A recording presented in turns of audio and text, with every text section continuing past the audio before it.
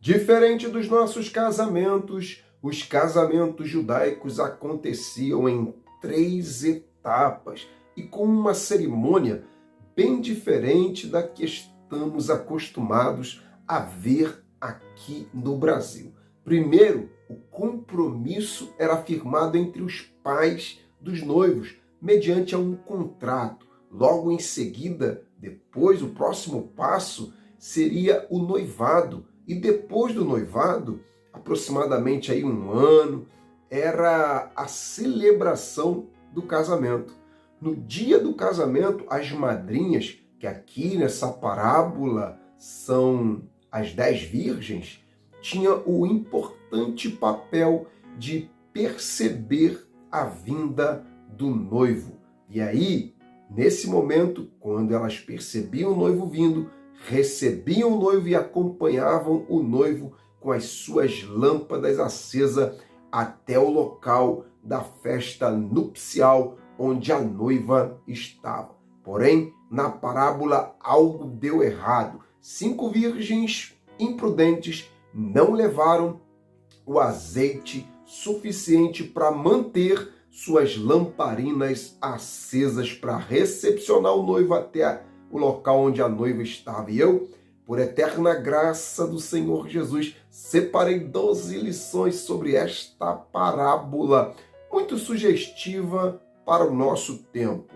E se você deseja fazer parte do nosso grupo do WhatsApp, é só clicar no link que eu sempre deixo aqui embaixo na descrição desse vídeo. E se você gosta de vídeo nesse estilo aqui, de lições sobre alguma passagem, lições sobre algum personagem, sobre algum capítulo, sobre algum versículo, é só você clicar aí no teu computador ou no teu celular ou no seu smartphone, na playlist do nosso canal, e aí você vai ver lá 10 lições. Onde tiver escrito 10 lições, você vai clicar e vai ter aproximadamente ali uns 130 ou mais vídeos como esse. Agora, sem perda de tempo, nós vamos mergulhar nessa palavra. Eu já estava com saudade, tá? De dizer assim para você, vamos mergulhar nessa palavra. Primeira lição, o noivo vem buscar a noiva e não as amigas da noiva. Pegou? As 10 virgens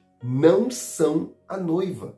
As 10 virgens eram as amigas da noiva. Elas iluminavam, tinha a função de iluminar o caminho onde o noivo deveria passar para chegar até a noiva. O noivo não casava com as amigas da noiva.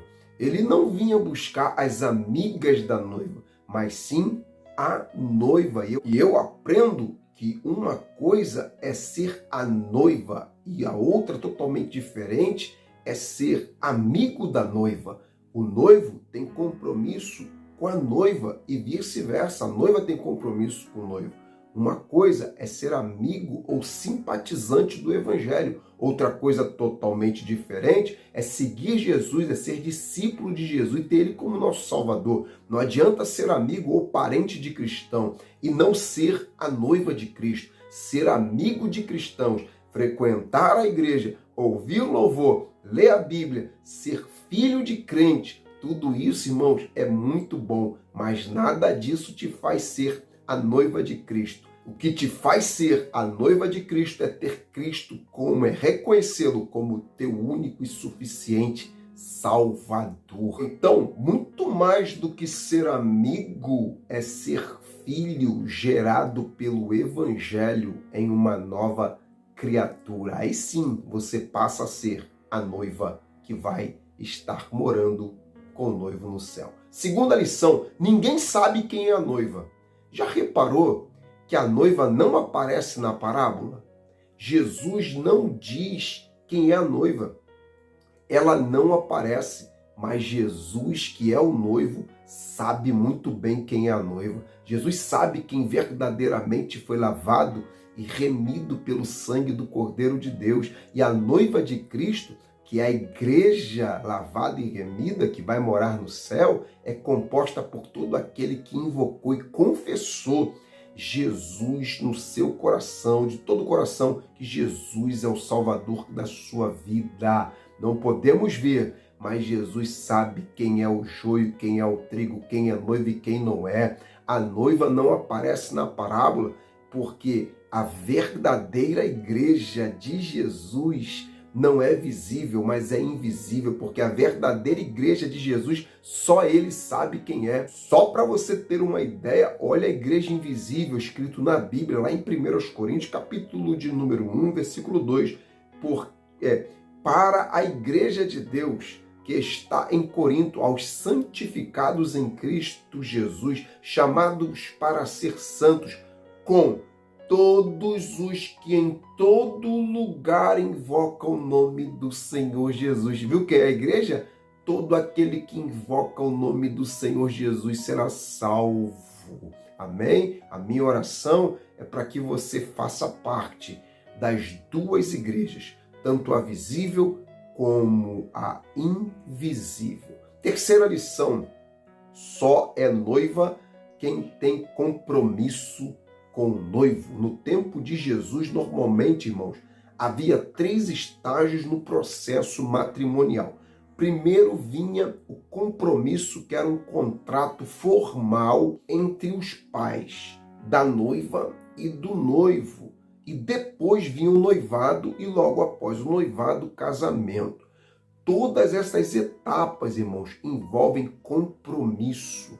Entre a noiva e o noivo havia isso, compromisso. Não tem como ser noiva, ser igreja de Jesus, se você não tem compromisso com ele. Grave isso, não existe cristão não praticante, não existe cristão não praticante, porque o não praticante não é cristão, pegou? Quem não tem compromisso com Jesus não tem compromisso com a palavra dele, e quem não tem compromisso com a palavra, sabe o que acontece? A qualquer momento pode ser seduzido pelo pecado, porque não tem base, não tem estrutura de fé, porque o que nos dá estrutura é a palavra. E aí, sem a palavra, a gente é seduzido pelo mundo, seduzido pelo pecado, seduzido pelo sistema, seduzido pelas nossas inclinações, a gente passa a ser tudo, menos noiva de Jesus. Então, cuidado, se envolva com o que é do céu para a sua vida. Quarta lição: o noivo vem buscar uma noiva e não uma prostituta, e não uma meretriz. Repare que o noivo não vem buscar uma meretriz, uma prostituta, ele vem buscar uma noiva. A meretriz, irmãos, aponta, eu quero dizer o seguinte, meretriz aponta para uma igreja que se contaminou com outros deuses. Não seja enganado. Há muitos candidatos a noivo por aí, mas só existe um noivo que deu a vida pela sua noiva. Tito 2,14 diz assim: Jesus, o qual a si mesmo se deu por nós, a fim de nos remir de toda iniquidade, purificar para ele um povo exclusivamente seu e zeloso de boas obras. Jesus vem buscar uma noiva purificada que o ama. Amém? Então, não seja seduzido por outros supostos noivos. Quinta lição: o noivo quer te levar para casa. No período do Novo Testamento, nos casamentos judaicos, irmãos, o noivo, ele buscava a noiva e levava ela para sua casa, para o seu novo lar. E eu entendo que Jesus quer nos levar para a sua casa celestial. Ele é o noivo que vem buscar uma noiva compromissada, um povo compromissado com ele para levar para casa. Foi por isso que Jesus passou por todo aquele sofrimento, por toda aquela humilhação, para que eu e você possamos estar na casa dele. Ele disse, para que onde eu esteja, vocês estejam comigo também. É por isso que Jesus não desiste de você, mesmo que você tenha deixado a desejar, mesmo que você tenha pensado em parar, Jesus não desistiu do projeto de te levar para casa. Não deixe nada substituir Jesus na sua vida e roubar a tua salvação. Não ame o mundo, não ame as paixões do mundo, porque tudo isso aqui é passageiro e você precisa voltar para casa. Mas lá no céu só entra quem estiver casado com Jesus aqui na terra. Sexta lição: não seja pego de surpresa. Irmãos, é essa a informação que a parábola quer nos passar, que Jesus quer nos passar através dessa parábola. Se a segunda vinda de Jesus acontecer agora, não será surpresa para quem estiver com azeite, para quem estiver na unção do Espírito Santo, porque o Espírito Santo é que prepara a igreja. Mas infelizmente tem muita gente dormindo na fé, sem compromisso com o Espírito Santo, sem compromisso com Deus. Não é possível, ou eu não quero crer que você, que sabe de todas as informações da volta do noivo, da volta de Jesus, vai acabar sendo pego de surpresa. Eu não quero acreditar nisso, não. Ainda dá tempo de você calibrar a vida no altar de Deus. As loucas tinham a informação de que a qualquer momento o noivo viria buscar a noiva, mas existe uma grande diferença entre a informação e a prática. Tem gente que tem informação, mas não pratica a informação que tem da palavra. Não adianta. Não adianta a informação da palavra chegar até você se ela não for misturada com a prática. A informação de que Jesus vai voltar precisa causar uma reação de transformação em nós. Informação que não causa prontidão não traz salvação. Sétima lição: antes da vinda do noivo, a noiva recebe presentes. Antes do casamento acontecer, o segundo passo era o noivado. No noivado, a cerimônia era realizada na casa dos pais da noiva, onde eram feitas as promessas por parte das duas famílias, tanto a do noivo quanto a da noiva, e tudo isso era feito diante de testemunhas. E nesse noivado, o noivo dava presentes à sua noiva, amém? Para conquistá-la mais ainda. E é interessante que antes de Cristo voltar, ele também está nos presenteando com a sua graça sobre nós. A graça é um presente do noivo para a noiva. A graça é presente, o perdão do noivo é presente, a salvação é um presente, a unção do Espírito Santo também são presentes de Deus. Que presente você precisa receber nessa hora? O perdão, receba. Força, receba. O noivo está aqui para te presentear com todos os benefícios que a graça multifórmica dele tem. Oitava lição: o noivo só busca a noiva que está na casa do Pai. Pegou essa visão? Amém? No dia do casamento, o noivo, acompanhado de seus amigos, buscavam a noiva na casa do pai dela e levava a noiva num cortejo de volta para sua casa, onde se fazia a festa do casamento. Estar na casa do Pai aqui, eu me refiro a estar na presença de Deus. Amém? Porque não adianta você só congregar e não estar na presença de Deus. É estar na terra, mas em comunhão com o céu. São todos aqueles que foram lavados e remidos, irmãos, pelo sangue do Cordeiro. E quem está na presença de Deus são todos aqueles que foram lavados e remidos pelo sangue de Jesus Cristo. Aqueles que as coisas velhas se passaram e que tudo se fez novo. Aqueles que, mesmo nas suas limitações, buscaram agradar a Deus em todos os seus caminhos. Às vezes, para você que está na presença de Deus, receba essa palavra aqui, ó. Aí vem o noivo. Amém? Nona lição.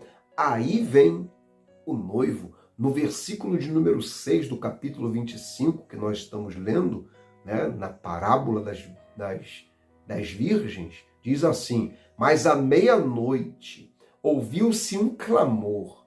Aí vem o esposo, saiam ao encontro dele. Eu aprendo duas lições sobre esse aí vem o noivo. A primeira é a seguinte: E é a 9ª lição aqui da gente, que ninguém sabe quem gritou. Aí vem o noivo. A voz ficou registrada na palavra, mas a pessoa, Jesus não diz quem gritou. O trabalho foi feito sem ninguém aparecer. O trabalho foi feito sem a necessidade de holofotes. E detalhe, quem gritou, gritou sozinho, mas fez. Gritou sozinho, mas gritou. Sozinho, anônimo, mas fez. E a gente precisa aprender a fazer sem aparecer. Olha só um detalhe, sabe por que a Bíblia chama a gente de sal da terra?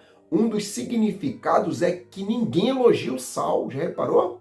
A primeira palavra que sai da boca de quem experimenta uma boa comida é essa aqui, ó. Que comida deliciosa, que comida gostosa. Ninguém diz assim, ó, que sal maravilhoso, que sal delicioso. As pessoas elogiam a comida, não é o sal. O sal tá ali, mas ninguém elogia o sal, elogia sempre a comida. Nós, como sal da terra, nós damos o sabor sem precisar aparecer. Amém? Para que as pessoas elogiem e glorifiquem não ao sal, mas a Deus. Amém? Que Ele apareça todos os dias na nossa vida. 10ª lição e a 2ª lição sobre o aí vem o noivo. Não é porque, irmãos, a volta de Jesus é certa que não devemos gritar isso aqui, ó. Aí vem o noivo. Alguém precisa alertar a população.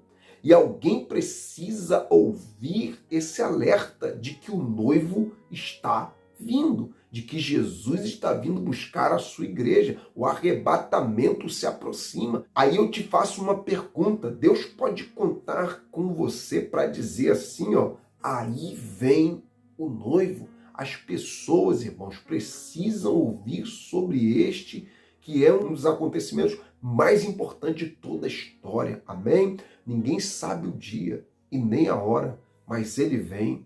Lucas 9:26, se alguém se envergonhar de mim e das minhas palavras, o Filho do Homem se envergonhará dele quando vier em sua glória, na glória do seu Pai e dos santos anjos. Então não se envergonhe, seja um arauto, seja a boca de Deus aí onde você está. 11ª lição, o reino dos céus é semelhante, entendeu? Não é igual, é semelhante. No versículo de número 1 do capítulo 25 de Mateus, diz que Jesus diz a seguinte palavra: o reino dos céus se assemelha a 10 virgens que, tomando as suas lâmpadas, saíram ao encontro do esposo. Percebeu que Jesus diz que o reino dos céus é semelhante? Ele não diz que é igual, sabe por quê? Porque nada aqui na terra se compara ou chega aos pés do céu que Jesus preparou para aqueles que o amam. 1 Coríntios 2:9, as coisas que os olhos não viu e o ouvido não ouviu e não subiu ao coração do homem, são as que Deus preparou para aqueles que o amam. É forte, irmãos. É muito lindo o que Deus preparou para nós. É coisa de Deus, coisa que só Deus pode fazer. João 14:2 diz, na casa de meu pai há muitas moradas. Se não fosse assim, eu não teria dito. Vou preparar lugar. E que preparação! Um lugar preparado maravilhosamente, tão bem que nada nessa terra se compara. O reino dos céus, irmãos, é tudo aquilo que Jesus preparou para aqueles que o amam. É maravilhoso demais e você não pode perder essa festa. É maravilhoso demais e não pode ser negociado por nada aqui nessa terra. 12ª lição, Deus é 10. Irmãos, para terminar, o número de 10 virgens é bem sugestivo e tem um significado muito edificante. As 10 virgens não são a noiva. O número 10 na Bíblia representa o total de alguma coisa. Por exemplo, sabemos que a lei do Antigo Testamento era composta por muito mais do que 10 mandamentos. Mas para representar a totalidade da lei, em Êxodo 20, estão lá os 10 mandamentos. Outro exemplo importante na Bíblia, sobre o número 10, está nas 10 pragas que Deus enviou ao Egito. As 10 pragas simbolizam a completude de alguma coisa, o juízo completo de Deus sobre o Egito. Só para os irmãos terem uma ideia, o tetragrama, que é o Yud, Re, Vav, Re, que é o nome do Criador, né, em hebraico, né, começa com a letra Yod. Toda letra hebraica ela tem um valor numérico. Toda letra hebraica representa um número. E sabe qual é o número do Yud? Que é a primeira letra do nome de Deus? 10. Sabe por quê? Porque o nome de Deus, ele começa com 10. Isso quer dizer o seguinte: Deus é completo. Deus é totalidade. Deus é total no poder, total em majestade, total em grandeza. É o único Deus, é o único verdadeiro Deus. E no caso das 10 virgens, elas representam vigilância e atenção, porque é 10, então, total. Atenção e vigilância total com a nossa vida espiritual. Precisamos ser completos, irmãos, quando o assunto é vigilância, quando o assunto é prudência. Precisamos ser o homem, a pessoa espiritual de 1 Coríntios 2,14, que diz: o homem natural não compreende as coisas do Espírito de Deus, porque para ele parece loucura e não pode entendê-las, porque elas se discernem espiritualmente. Mas o espiritual discerne tudo. Amém? Então seja uma pessoa espiritual. O 10 ali quer dizer total. Então a vigilância total. Amém? Atenção total com a sua vida espiritual. Ela é muito preciosa para a gente dar de mão beijada, para a gente não vigiar, para a gente não zelar por esse tesouro. Há um céu que não se compara, que Deus preparou para nós, por isso que diz que é semelhante. Amém? Há uma vigilância que a gente precisa fazer. Da nossa parte é essa, é vigiar. É orar? Sim, mas primeiro vigiar. Que Deus te abençoe. Seja sempre bem-vindo, sempre bem-vinda aqui. E vem mais por aí. Amém? Estou um pouco atarefado com a escrita. Estou escrevendo 2 livros, tem a igreja para administrar, tem um trabalho, e aí a gente vai encontrando espaço, mas saiba de uma coisa, a fonte não para de jorrar.